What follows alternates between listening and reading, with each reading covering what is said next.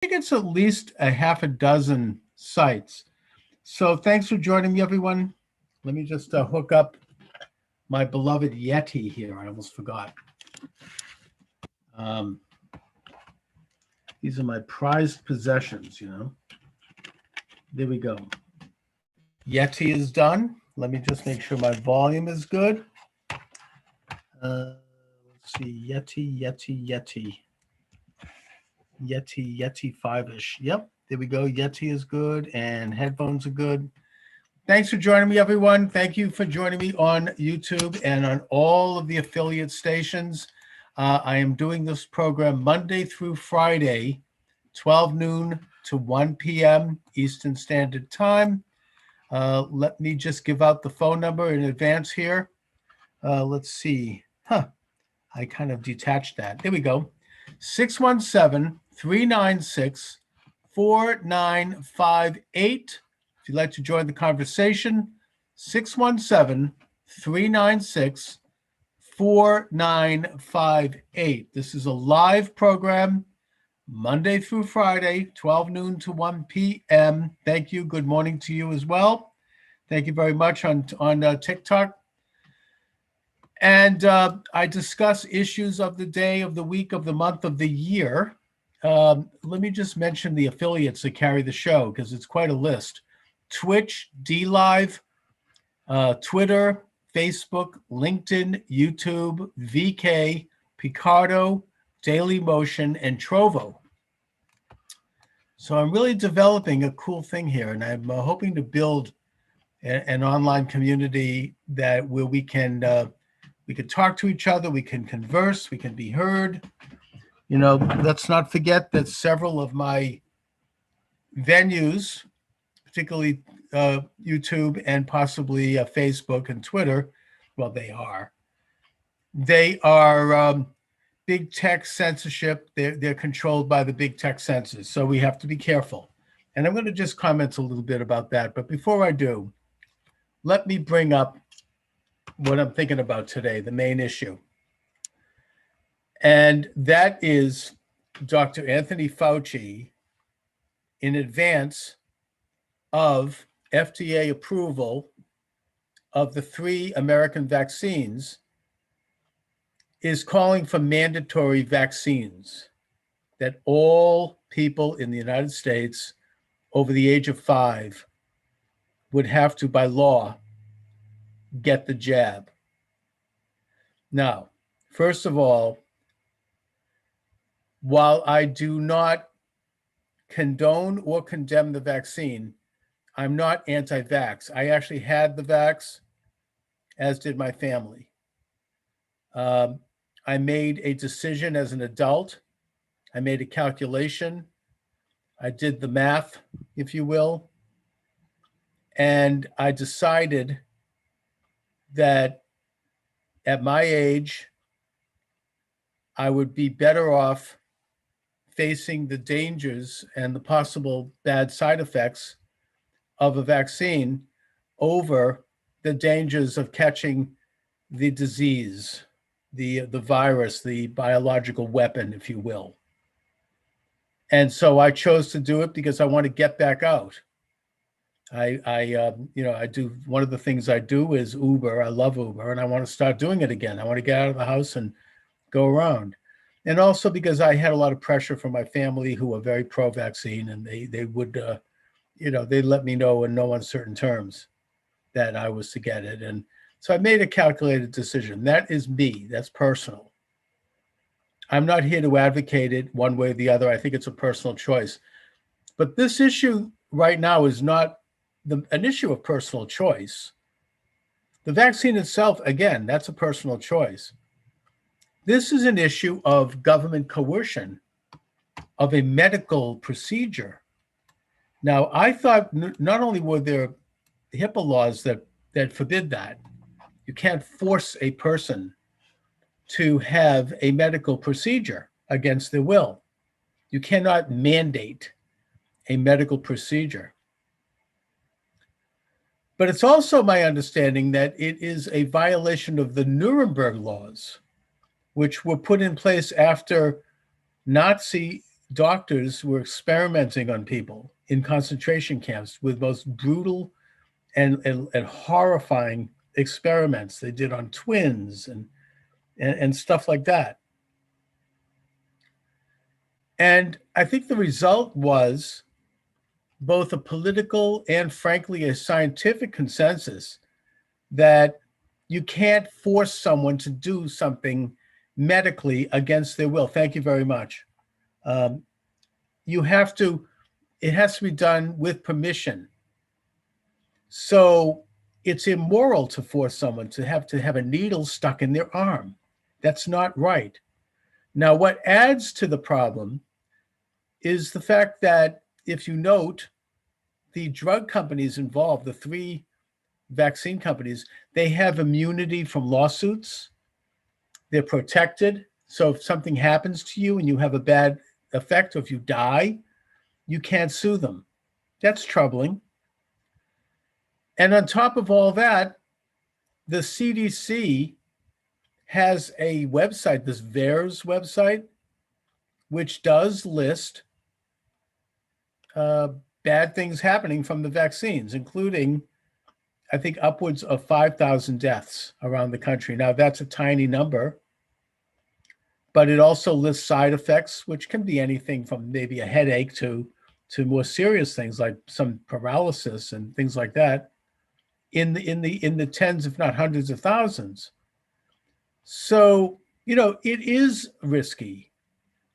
And you have to make medical decisions as an informed person, doing research, getting second opinions, third opinions. And the idea of having the government step in and enforce that, to me, that's Nazism. I'm sorry to be blunt, but I don't mean to be hyperbolic, but this is international Nazism. This is very much down the lines of what I talked about in one of my more recent books, Toward Fascist America. You can't have a government forcing people to do something like this against their will. It's not constitutional, first of all. You could make the case that on a state level, there could be measures taken to try to encourage it. But to force people, no, especially children, by the way, because children are at a very low risk of getting the disease. And I hope I'm not taken down from YouTube by suggesting that there are some questions around fertility for young women of childbearing age. And there are questions of heart disease for young men getting enlarged hearts, which is a rare situation. And it has been linked, according to many statistics, to the vaccine. So, children, I mean, it's a horror show to give that to children, I think, personally. Now, again, it's up to the parent in that case. Parents can make a decision about that. I would only suggest that we make these decisions as informed people, as getting as much information, including contrary, the hypothesis and the alternative hypothesis, as they say in statistics. We look at both, and we look at all of it before we then sit down and make a choice. But they are moving forward. I mean, I don't know if Fauci's sending up a trial balloon, but I think that he is a classic insider who does speak for what President Trump, I think, accurately called the deep state. I think that's pretty clear. What President Eisenhower called back in 1961, the military-industrial complex, what C. Wright Mills called the power elite in his book in 1956. I'm reading that right now as a sociology student. It's brilliant. And what Professor Michael Glennon of the Fletcher School of Law and Diplomacy called the double government. And I interviewed him about a couple of years ago. Brilliant book. Former legal advisor to the U.S. Senate. I mean, we're not talking about some crackpot there. I mean, this is a very establishment, if you will, insider guy who wrote this expose on the national security state. called the double government. So Fauci, I think, speaks for that. And since his emails were declassified due to a FOIA request, and by the way, that declassification was heavily redacted for some reason. But what we do know is that he not only knew about and lied about gain of function research at the Wuhan lab, but that he actually was the source of grants to the tune of millions of dollars to this research at the Wuhan lab in China. And that he denied gain of function research, that it was happening in a very strange way when he testified before the US Senate in answers to questions from Senator Rand Paul, saying, I know nothing about this, but it's okay if it happened. It was like a weird kind of, juxtaposition. But we do know that these emails indicate that he did know it was happening and that he lied about it to President Trump by omission, and he lied about it to President Trump's coronavirus task force by omission. And yet there he is. He's still the spokesman. I mean, if we lived in a normal society right now, based on laws and not men like we're supposed to have, I think he'd be probably facing charges. I mean, he'd be facing, legal proceedings. Let's put it that way. I don't want to get in trouble here. I got the VNOC, sent packing, and called the police. Oh, okay. So what you're saying is that people are knocking on the door and asking if you've got the vaccine. I mean, look, I mean, to me, toward fascist America, we have people knocking on the door. They should be knocking on the door and handing out vitamin D3 and zinc. Maybe encouraging people to stay safe, actually, but that's an opinion. You don't have to answer any questions if someone knocks on your door. I will never answer that question if somebody knocks on my door. It's none of their damn business. No one has a right under HIPAA laws to ask you your status medically. I mean, you can't ask a woman if she's pregnant. You're not allowed to. It's illegal. So don't forget that when they come knocking. Have I heard anything about the government suppressing the use of ivermectin? Well, whether or not they are deliberately suppressing it, it is de facto suppressed. And I think it's safe to say that ivermectin has now come out, and hydroxychloroquine, there I said the word, I hope I don't get banned for that, are relatively safe remedies for COVID-19. Now, I'm not a doctor and I'm not recommending anything. I'm simply noting that both of those drugs are FDA approved. So I'm not saying anything that's secretive here.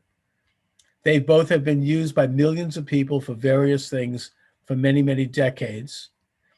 And like any drugs, they should be done under a doctor's supervision with a prescription, and that there are risks. If you take a look at the fine print on just about any drug you get, any prescription, there are risks. Anyone ever heard a drug commercial on television? The narrator will rattle off, going on for minutes, all of the risk factors involved with just about any drug you take, including death. So yeah, there are risks involved. But at the same time, these are FDA approved drugs, which, by the way, is not the case with the vaccines. And they have been reported to be effective against COVID-19 if they are used properly and used early, if you have been exposed to the virus and if you have the virus. So, yeah, I mean, I don't know if it's being formally suppressed, but it's been mocked.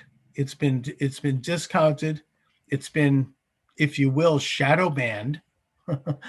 And, that to me is evil because people are dying.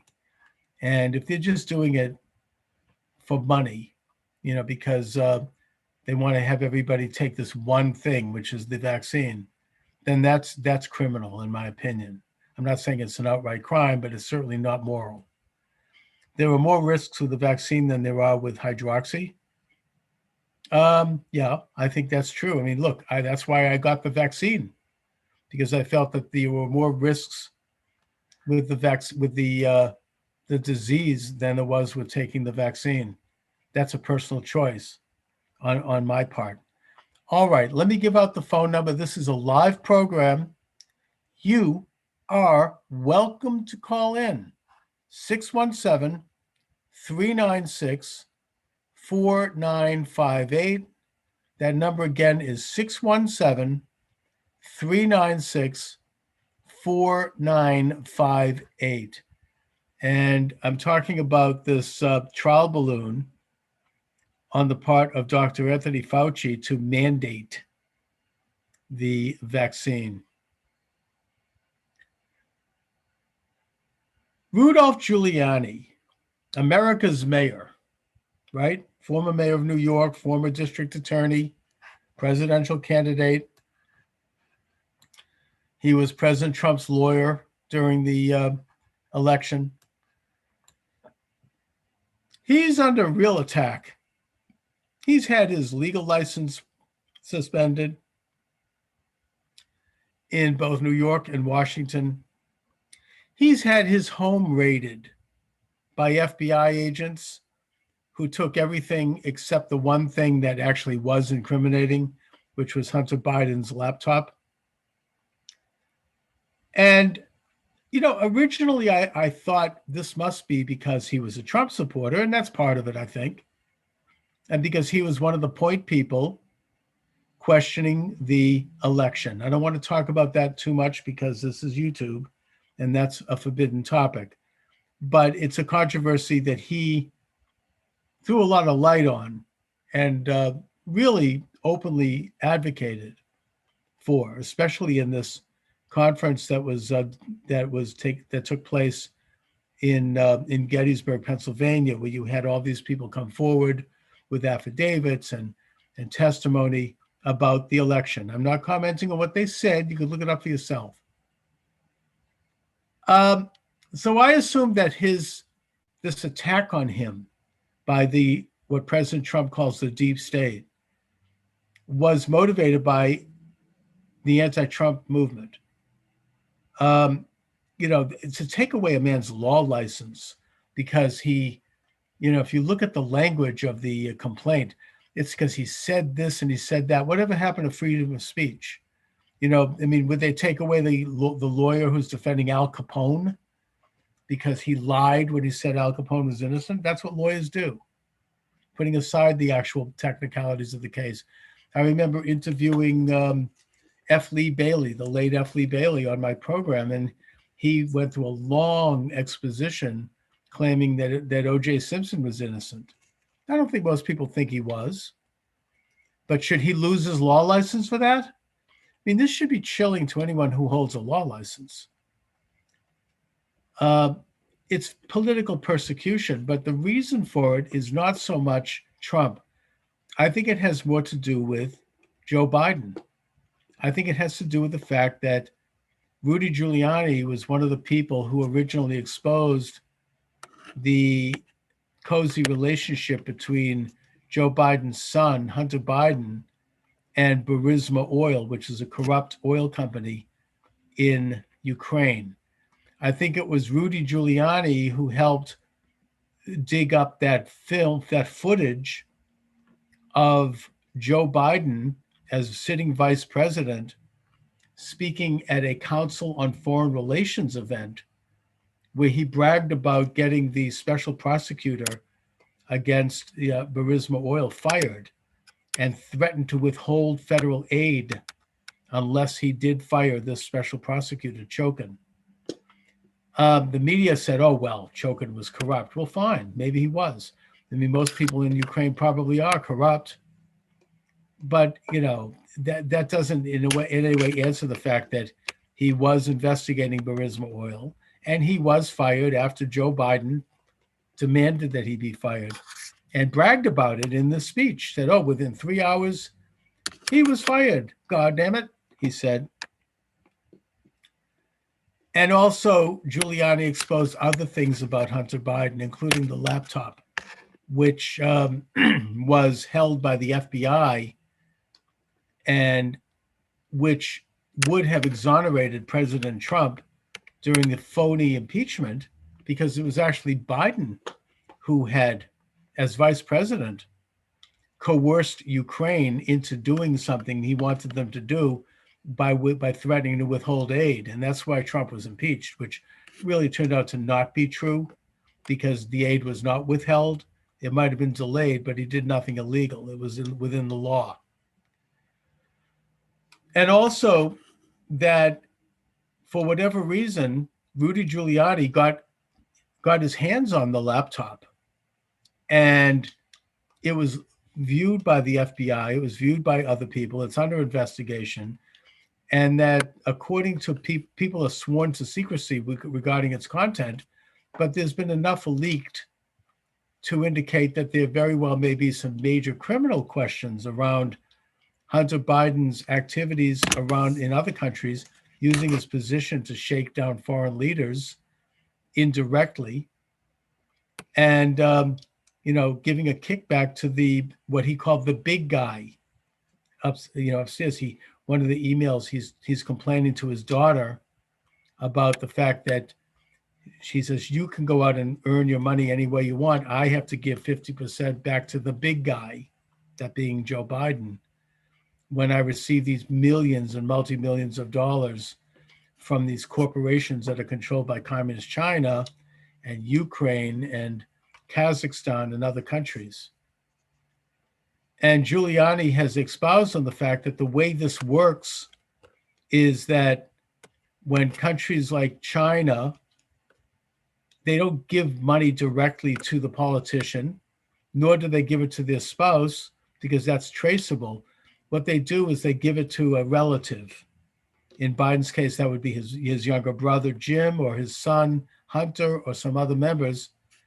And then it's quietly and carefully filtered around the family. That's how that works. And it's not unique to Biden. There are other politicians who are doing it and have done it, both Democrat and Republican. I mean, according to most sources, Hillary Clinton, when she was Secretary of State, one of the reasons why the emails might have been deleted, and what is known from that wasn't deleted, is that every country she went to practically, and she traveled a lot, there would be big fat donations made to the Clinton Foundation in her wake. This is like, it looks like quid pro quo. It looks like deals were being made, influence was being purchased, and that she was using her position in the government to enrich herself and to enrich her friends. And there's a lot of really dark and murky things going on there. I don't want to even go into that subject. It's too ugly. I'll just simply note that the Clinton Global Initiative, the day after, or the day or two after Hillary Clinton lost the election to Donald Trump, it was disbanded. It was disappeared. So we'll never really get to the bottom of whatever it is they were involved in. And I'm not saying they were involved in anything. Don't get me wrong, YouTube. I'm just saying that it seems awfully coincidental that it disappeared a few days later. Can imagine what would happen if she won. Anyway, so to get back to the Giuliani story, and by the way, the media hid, and the FBI hid the laptop and still is hiding it right up through the election. And when the New York Post, which is the number 3 or number 4 newspaper in the United States, did a story on the Hunter Biden laptop and just some of the really, awful and disgusting things that were on there, some of the videos and the pictures and the emails, they lost their social network for that. They were taken down from Twitter. They were taken down from Facebook and Google. This is a major newspaper with a big staff in New York City. This is not some fly-by-night group. This isn't some schmuck sitting, in his bedroom somewhere. This was taken down just about a month before the election. Talk about censorship. And then they waited a couple of weeks and then they gave it back to them. But, that's, I don't want to get into what big tech did in this election, but it looks to be very coordinated. And I think I'm safe to say, with due respect to the people who are carrying my show right now, that it's censorship. Fox News anchors were banned from Facebook as well. Yeah, that's right. A lot of people were. I mean, Marsha Blackburn, U.S. Senate candidate from Tennessee, she had her entire website taken down just a few weeks before the election of 2019. And then they put it back up a few days before. She won her election anyway. But that's a big story. The White House is selling Hunter's crappy art. I don't know if the White House is selling it, but the White House is apparently made some kind of a deal where the purchases of that crap won't have to be disclosed. Talk about payoffs. I mean, it's so corrupt. What a bunch of crooks. Anyway, thank you for commenting. By the way, I'm reading from the Twitter comment. I mean, the TikTok comments here. You're welcome to join the program. 617-396-4958. Excuse me. Come on down. 617-396-4958. By the way, I want to thank David Whitehead for interviewing me on the topic of my book. He does an amazing program, Unslaved. It's an uncensored program. Good guy.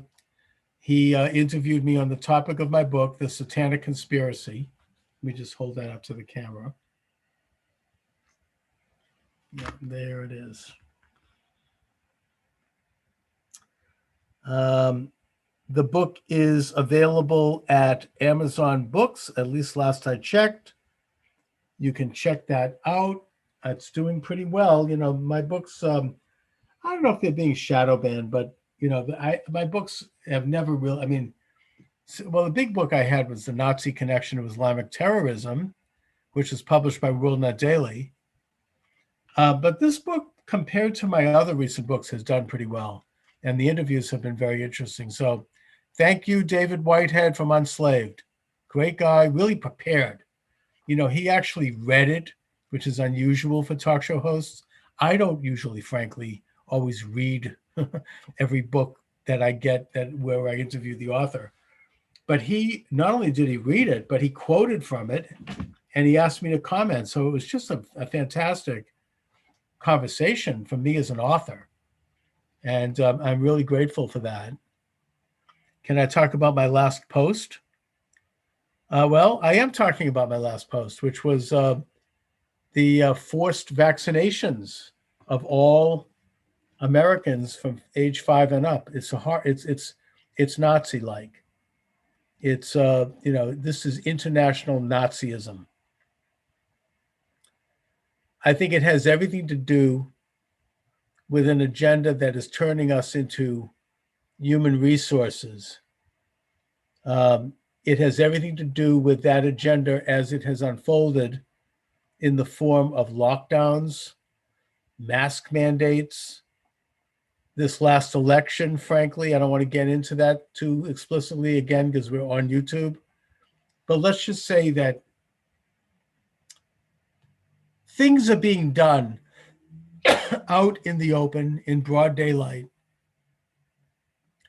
that are illegal, that are unethical, that are totalitarian. And it's all a testing of our tolerance, of our willingness to put up with it. And my thoughts are that if, in fact, the vaccine is mandated, that is going to be the biggest step of all. Now, I'm not here to put on a tin hat and say, oh, there's, metal that people are sticking in the cell phones and none of that No, I don't think so. Or the chip. Even though I will, let me just, as a little sidebar here, mention that a couple of months ago, 60 Minutes did a piece on the creation of a chip that could be implanted, and as part of the DARPA program. And the doctor who is doing this experimentation at a lab at the Pentagon, oh, he was very thrilled with it. Oh, look at this. We can find out this and that. It goes under your skin. It's so wonderful. So, I mean, they basically admitted to this. I mean, this is what Alex Jones was talking about a year ago, and he was viciously attacked. The vaccine will not be mandated, but employees will be firing people who do not get vaccinated. All right, you may be right. I hope that it's not mandated, because I think that there's going to be a revolution if it is. As far as firing people who don't get vaccinated, I mean, I guess that a private company, I suppose, can do that. I would think that if the virus is on the wane, why do that? I mean, and if someone is vaccinated, and look, my doctor, personally, my personal physician at one of America's biggest, most famous hospitals here in Boston, I'm not going to mention the name, very well respected, cutting edge. She told me that if you're vaccinated, it's extremely unlikely that you're going to get the virus. So if that be the case, then why are they worried, right? If most people at the business are vaccinated, fine, let them go forward. And if someone isn't, that's their business, right? I mean, I would think, that if they want to take those chances, or maybe they have an alternative medicine, or maybe they have medical reasons for it, it's none of their business. The idea of them asking that, I mean, look, they do ask children, frankly, going to school whether or not they've gotten their vaccines, and schools will deny a child going in if they haven't. That's kind of already been baked into the system, I guess. They were testing the vaccine on animals, monkeys. They started dying and they stopped the testing. I don't know if I've heard this. I can't verify that. I know maybe I shouldn't have even read that one. Let me give out the number if you want to join the conversation here. You're welcome to join me. I'm going to probably sign off soon, so please jump right in. 617-396-4958. 617-396-4958 is the number. I just want to kind of wrap it up, unless you want to call, and I'll take a call, by mentioning my books. They're available at Amazon Books, still are. My latest is The Satanic Conspiracy. Let me hold it up again.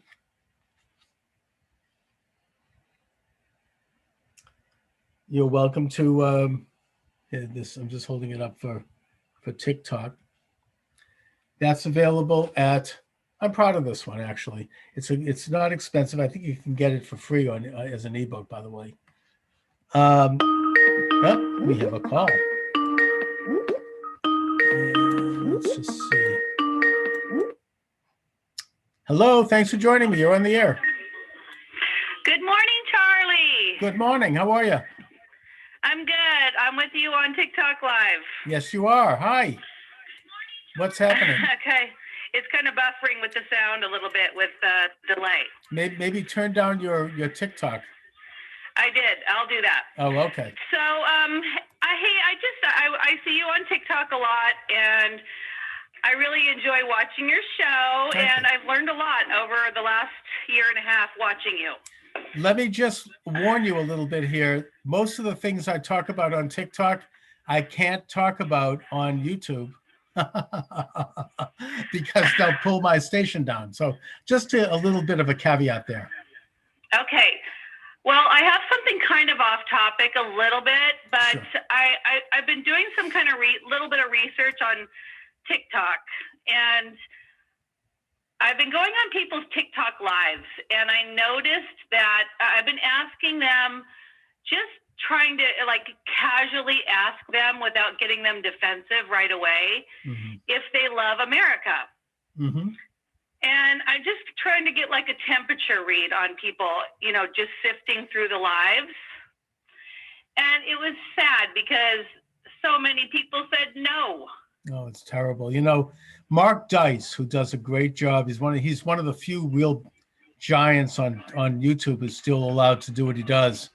He goes out and he does these interviews of college kids, and he holds up the mic. And, you know, you get these elite college kids whose parents are spending $60,000 a year. And he asks them, what are your thoughts on the 4th of July? Do you love this country? What are your thoughts about Independence Day? And just the nonsense and the nastiness that they're spewing. These are privileged kids. I mean, talk about privilege.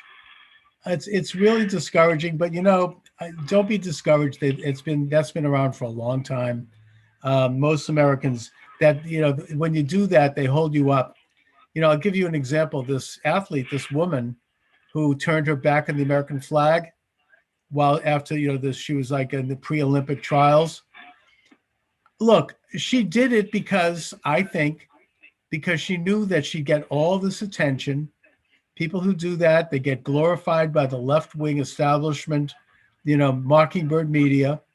Her name would become famous, and then she'd go on like Colin Kaepernick and make millions of dollars in sponsorship. Whereas the other two women that were standing next to her, who honored the flag, you don't know their names at all. They're like unknown. So, right? I mean, so I think that this is what the elite establishment, the ruling class, if you will, this is what they want. This is what they promote. And you have opportunists who know this and who play that, you know, that side of the fence because they're going to get a payday out of it. Well, even deeper than that, I'm reluctant to go deeper on here, but to go deeper, those kids that you're talking about get very high views and followers on TikTok. Precisely. You get 300,000 TikToks, whereas my TikTok, I mean, I have a pretty good following. I think I get about 23,000, but I think that I'm being shadow banned because I think if I wasn't, I'd probably have 223,000. You probably have real followers and not a lot of bot followers too. I always correspond with people. It's amazing. So, you know, we have to forge that. I say that our followers are real, you know, just the real followers. They're mostly real. Yes, they're indeed. the hardworking, real followers. Absolutely, that's right. Another thing that I'm a little guarded about addressing with that research that I did is I found that a lot of African Americans that live in these like real poverty-stricken places that do come on TikTok for entertainment and stuff like that, a lot of them were Israelites, and they were really hostile when it came to talking about it and really angry. And I'm like, I was shocked. I'd never seen anybody really that hateful for, you know, something where we live. It just was really confusing to hear them talk like that. And yeah, I mean, they had nothing good to say. I haven't seen that on TikTok so much, but the only thing I really know about that movement is that they were the people who were at the Lincoln Memorial during that Covington High School incident where you had that young man get harassed, and then the media portrayed him as some kind of a Nazi, and he sued and successfully.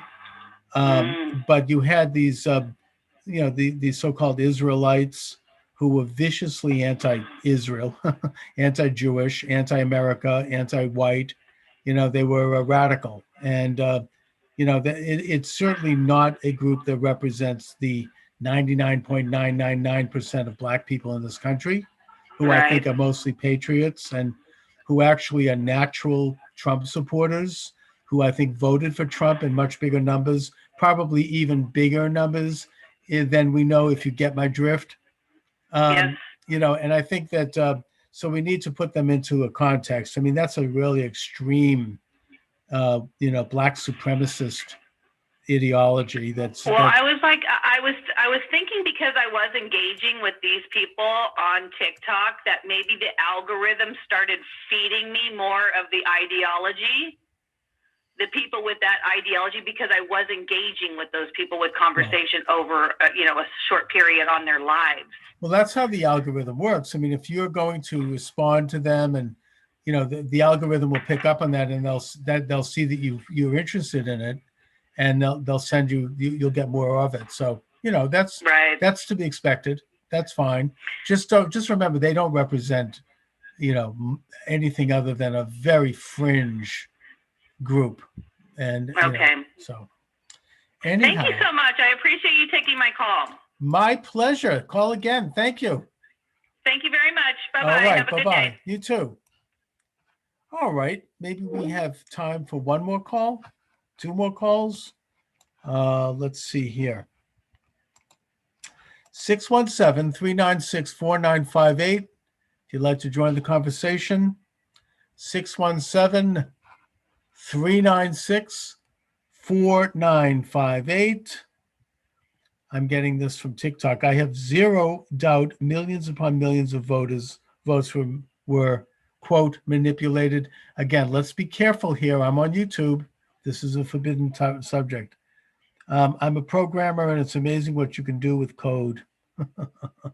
It is. And there are all kinds of, there's information coming out right now about the manipulation of the algorithm in March of 2020. There's some congressional testimony which indicates that it might have been manipulated in a way that, let's just say, it didn't help Trump. And it could have, as such, affected millions of votes. This is something that is crying for congressional investigation. President Trump has joined a class action lawsuit against the big three, Google, Twitter, and Facebook. And we need to keep an eye on that, because that's a fight against censorship. And that's a fight for all of us. Anyway, I want to thank you all for joining me this afternoon. Charles Moscowitz. Check out my books available on Amazon Books, particularly my latest, The Satanic Conspiracy. Let me just hold it up one more time. Check it out. And God bless you all. I shall return, God willing, tomorrow at 12 noon Eastern Standard Time. I'm lining up guests this week. I'm doing this Monday through Friday, each a day. So you're welcome to come on down and check it out. Thanks so much.